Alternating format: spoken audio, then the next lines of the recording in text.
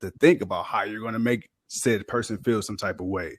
So when you look at the landscape of professional wrestling today, and the biggest thing you hear about is demos and creative and certain terms like that, where a couple years ago, it really wasn't as popular now, but everybody seems to, you learn the phrase and you think you know what you're talking about. So for a guy that's actually been in the industry, how much of that word demo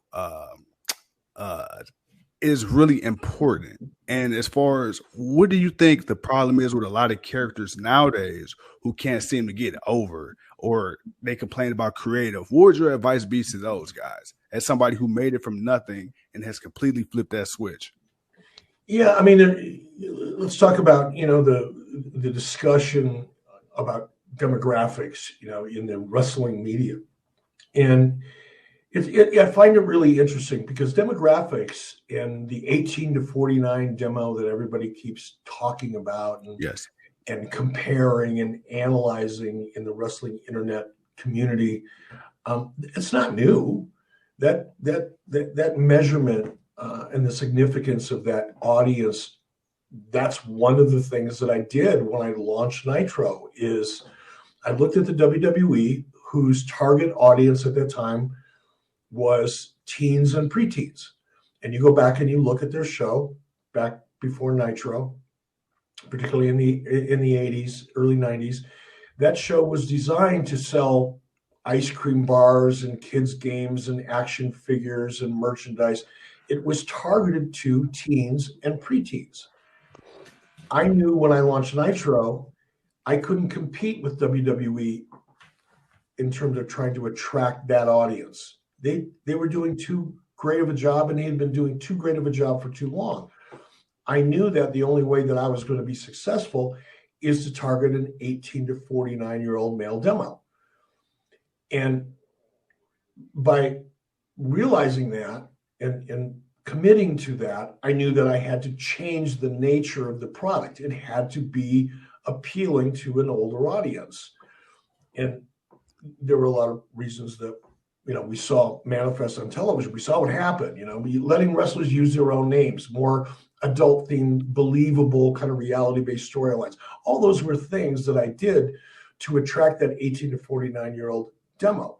So it's not new. What's new is that the wrestling internet community is talking about it and trying to analyze it and project their knowledge of the industry by really referencing things that are out there in the public domain.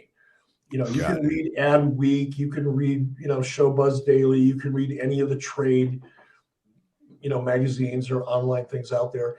And you can, figure out that, okay, 18 to 49-year-old male demos, or 18 to 49 people, male and female, is a very attractive audience for advertisers. That's still not fucking new. It's always been that way, folks. Right. But because I think, and this is just something I've really started noticing a lot over the last couple of weeks, I noticed it for longer, but I've really started thinking about it for the last few weeks. Because, for example, as soon as the AEW ratings came out yesterday, for example, one of the big AEW supporters who has his own, internet community, first thing he does, comes out and says, oh, AEW beat Monday Night Raw in the 18 to 49-year-old demo. Well, first of all, Monday Night Raw was up against Monday Night Football, and AEW was up against nothing. Yeah. So right off the bat, it's kind of a comparison. But okay. So, but what does it mean?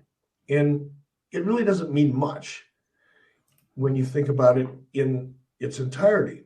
Because WWE, for example, on Friday night delivered 850,000 people in that demo compared to what AEW did on Wednesday night. Right. So there's a tendency now to compare things that cast your favorite brand or your favorite show in the best possible light in comparison to the WWE. Okay, if you get off on that, have at it. It is a fraction of the overall equation The overall equation is how many people are watching your show and buying tickets to your events, Right. and buying your pay-per-views. What is your internet? How much revenue are you generating with your property? That's the real metric. That's a measurement that people should be thinking about and putting into context. But that doesn't cast AEW in a favorable light. It doesn't make it look like they're winning.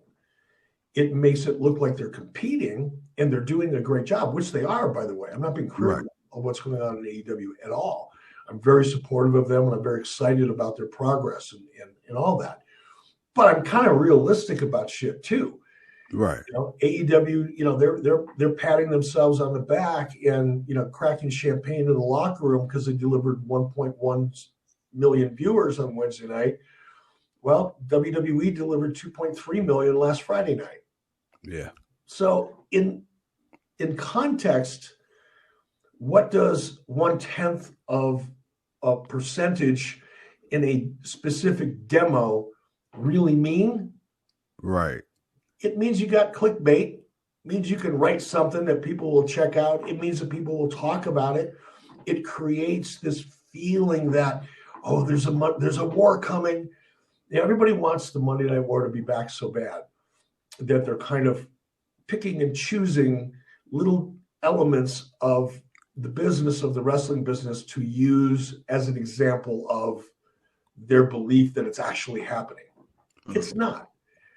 It's not. And until AEW goes head to head in a real battle and actually takes market share, takes audience from WWE and moves it over to AEW's column, until that happens, it's like me talking shit about Conor McGregor.